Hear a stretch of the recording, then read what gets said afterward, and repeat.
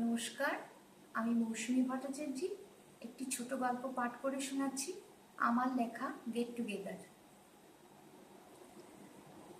আজ সোমার শ্বাস ফেলার ফুরসত হচ্ছে না। সকাল থেকে সাজো সাজো রব। কোনো মতে স্বামীকে অফিসে রওনা করিয়ে সে ঘর গোছাতে লেগে গেল। তার বাড়িতেই স্কুলের বান্ধবীদের গেট টুগেদার হবে। সবাই একই শহরে থাকে, তো মাঝে মাঝেই তারা কারো বাড়িতে একত্রিত হয়ে আড্ডা দেয়। হই হুল্লোড়ে মনেই থাকে না যে তারা 50 পেরিয়েছে। সবাই জীবনে প্রতিষ্ঠিত, ছেলে মেয়েরাও বড় হয়ে স্থিত হবার পথে। বেশ লাগে বাল্য বান্ধবীদের খুনসুটি, পেছনে লাগা। আজকের প্রধান আকর্ষণ পৌলুমি। ও কাতারে থাকে, সেখানে এক ইন্ডিয়ান স্কুলে অঙ্ক শিক্ষিকা। কলকাতায় গরমের ছুটিতে এসেছে, তার রবীন্দ্রসঙ্গীতের সিডি বেরোচ্ছে। রেকর্ডিং করতে এসেছিল। বহু বছর পরে পৌলমীকে খুঁজে পাওয়া যায় এক সোশ্যাল মিডিয়ার মারফতে। নিয়মিত গান পোস্ট করে পৌলমী, তাদের সবার খুব পছন্দ ওর গান। আজও কয়েকটা শোনার ইচ্ছে আছে। পরিবেশ যাতে রাবীন্দ্রিক লাগে, সোমা রজনীগন্ধা স্টিকগুলো জলে ভিজিয়ে রেখেছে। খাবার এক পরিচিত রেস্টুরেন্টে অর্ডার দেয়া আছে, সময় মতো এসে যাবে। ব্যাস, চান করে রেডি হয়ে থাকবে। চানে যাবে এমন সময় ফোন এলো। শুতুনুকা জানতে চাইলো কিছু ফুড আইটেম আনবে কিনা। সোমা মানা করলো, সে ট্রিট দেবে বন্ধুদের। একথা সে কথার পর শুতুনুকা বলল, তোরা তো গায়িকাকে একটু বেশি পাত্তা দিচ্ছিস। বড়লোক এনারাই একটু দেখাতে চায় পৌলুমি যে সে বেস্ট। আরে ওসব পয়সা দিয়ে সিডি অনেকেই বের করছে, কজন শোনে? সিডি তো আজকাল চলেই না। আরে গান আমরা সবাই শিখেছিলাম, এখন সংসারের চাপে ছেড়ে দিয়েছি। পৌলুমি ছাড়েনি। সোমা হতবাক হয়ে যায়। এমন অপ্রাসঙ্গিক কথা, তা আবার এত তীব্র ঈর্ষা মিশ্রিত। বিরক্তি চেপে বলে, হাঁ রে, বাঙালি বাড়িতে ছোটবেলায় মেয়েদের গান শেখানো হয়, কিন্তু পরে কজন চর্চা রাখে? ইচ্ছে থাকলে পারা যায় ঠিকই।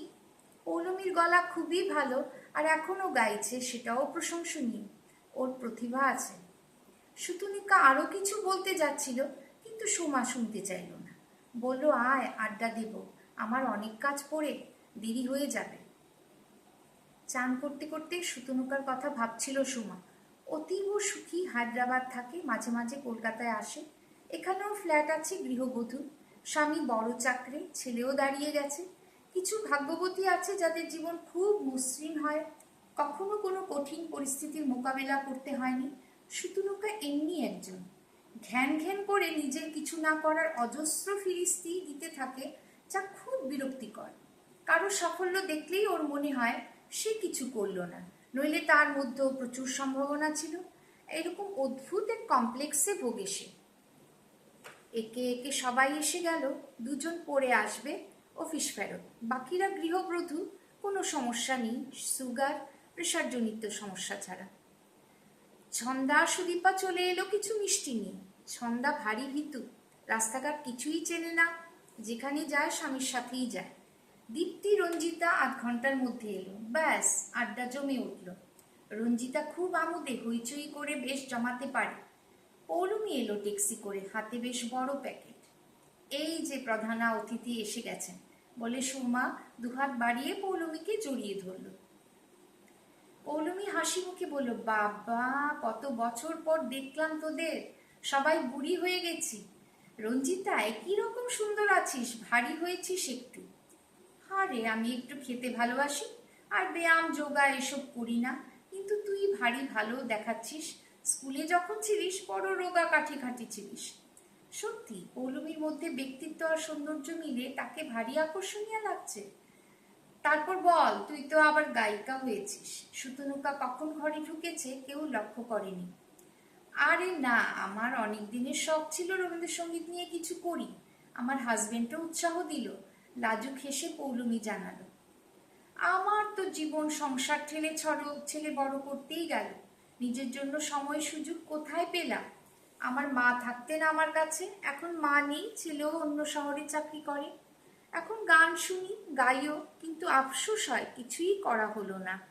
শুতুনুকা বলল, নিজের অভিজ্ঞতা থেকে বলছি, সময় সুযোগ কেউ দেয় না, নিজেকেই করে নিতে হয়। মৃদু হেসে পৌলুমি বলল, সে তুই বলতে পারিস, তোকে তো আর আমার জীবন কাটাতে হয়নি, সব কিছুই করছিস। চাকরি, গান, রাগত ভাবে বলল শুতুনুকা। পৌলমীর মুখ কঠিন হলো। ব্যাগ থেকে সিডি বের করে রঞ্জিতাকে দিল।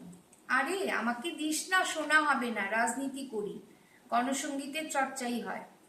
আজকাল সিডি শোনে বলে তো জানি না, শ্লেষের সুরে রঞ্জিতা বলে। শুতুনুকা রঞ্জিতার মধ্যে অর্থপূর্ণ দৃষ্টি বিনিময় হয়, বাকিরা কেউ উৎসাহ দেখায় না। রঞ্জিতার অদৃশ্য লিডারশিপ চলে বান্ধবীদের মধ্যে। পৌলমী একটু ম্লান হয়ে যায়, কিন্তু নিজেকে সামলে নিয়ে বলে, ঠিক বলেছি, সিডি চলে না, ইউটিউবে দেয়া আছে, আরও কিছু অনলাইন সাইটে আমি লিংক দেব। সিডিগুলো আমি এমনি দিচ্ছি, মেমেন্টো হিসেবে রেখে দিস। গান তো সবাই শুনিস, আমার শুনে বলিস কেমন লাগলো। সবার হাতে হাতে সিডি দিয়ে বলল, আমি খুব পরিশ্রম করে এই জায়গায় পৌঁছেছি, খুব কঠিন এক জীবন কাটিয়ে। আর এ নিয়ে ঘ্যান ঘ্যান করা আমার ভালো লাগে না। আর রঞ্জিতা, গণসঙ্গীতের সাথে রবীন্দ্রসঙ্গীতের কোনো বিবাদ তো নেই, রেখে দে, কখনো ইচ্ছে হলে শুনবি। ও হ্যাঁ, আরেকটা কথা, পরশু সকাল 8টায় ডিডি বাংলা খুলিস, আমার গান আছে। আমার সকালে সময় হবে না, যা কাজ থাকে রঞ্জিতা জানা। আমি তো ফ্লাইটে থাকবো, হায়দ্রাবাদে এইসব চ্যানেল পাই না, বাট অল দ্য বেস্ট। কাষ্ঠ হেসে শুতুনুকা বলল। ছন্দা ভাবছিল কিছু বলবে কিনা, রঞ্জিতা যদি বিরক্ত হয়, তাই ভেবে কিছু বলল না। সবসময় হাওয়ার দিকেই থেকেছে, বিপরীতে যাবার সাহসে রাখে না। শুধু সুদীপা আর সোমা জানালো ওরা অবশ্যই শুনবে। অন্য প্রসঙ্গ উঠল, মস্করা, শাড়ি, শপিং। কিছুক্ষণ বাদে মনীষা এলো, ঝাঁঝিয়ে বলল, এই তোরা রবিবার ছাড়া কেন এসব রাখিস, আমার কথা একটু ভাবিস না? মনীষা সরকারি পদস্থ অফিসার, খুব সুন্দর করে সাজে, ঘরে বাইরে এত দায়িত্ব, এত টেনশন, বন্ধুদের মাঝে কিছুক্ষণ ভুলে থাকা যায় সব। ভাবে বেশ তো আছে এই গৃহবধূরা, এদের স্বামীরা সব সামলায়। ঋণ ঋণে ঈর্ষা অনুভব করে। টেনশন আর দুঃখ লুকাতে মেকআপ চড়া হয়েছে দিন দিন। মদ্যপ স্বামী, রুগ্ন শাশুড়ি, ছেলের কেরিয়ার।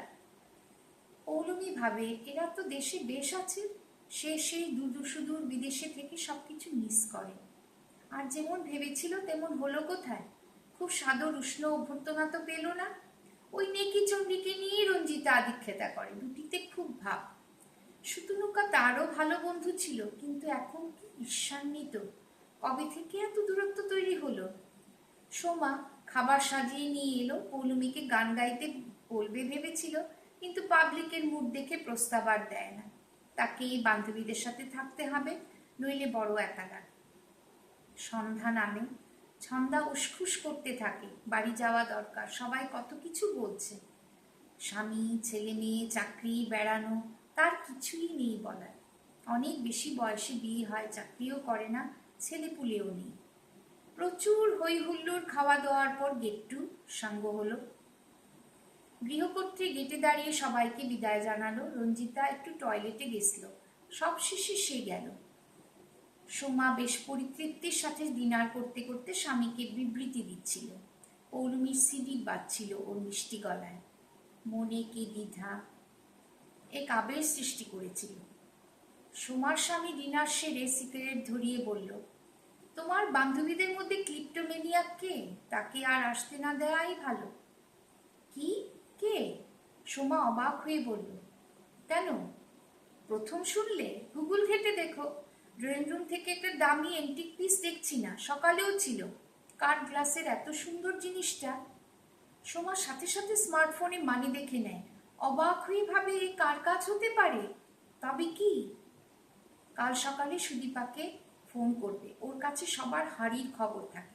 ছি ছি, এক স্ক্যান্ডেলের বিষয় পেয়ে চাঙ্গা লাগে, অপেক্ষা করে পরের দিনের।